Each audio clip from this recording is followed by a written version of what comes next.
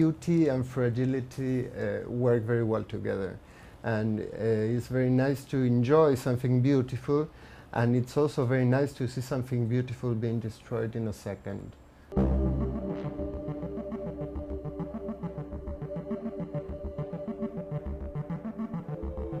I work mainly with paper cuts. I'm a visual artist, and I managed to develop a body of work on paper cut. The show I'm having at Faena right now, it's a big scale works. In a way, it's kind of a translation of a landscape done in paper cuts inside the exhibition room.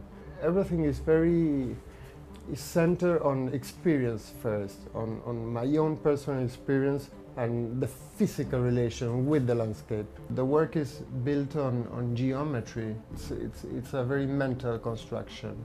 You know, it begins in a very virtual situation, in a very cold, mathematical and geometrical situation. The most important thing in the process of building the work is the first one, the idea, the imagination, when there's nothing clear about what will be done, and it's just usually a visual image that, you know, I just see, I see in my mind a very, you know, it's not a detailed image, but I have like a visual idea of what I want to build. When I make a three-dimensional projection of a work, it's almost the same effort as doing it in real space. Virtual space is as hard as real space. The good thing is that in that process, I end up with all the templates, all the digital patterns, and all the, you know, the sizes of the things and the amount of materials, and it's like a recipe after that. It's like baking a cake. Most of the energy is used at the beginning for the planning, so everything's perfect. So there's no rush in starting to do the new work until I'm not absolutely sure of what I'm doing. Time is very flexible. It looks, maybe during weeks I can be cutting papers without seeing anything, and then suddenly it appears. And I don't think about the finished work until it's done. It's all technical.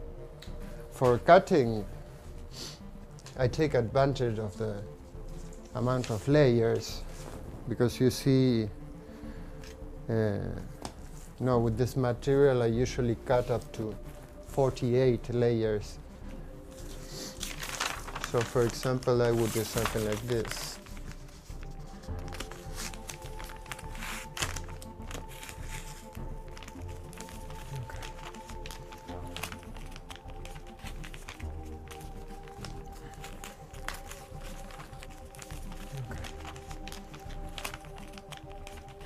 Each work gives birth to another one. So it's like a chain. You know, working in a series is very useful because one can forget about the technical problems and really get into the visual investigation. When it's done, it's something real, physical, something that anyone can relate to.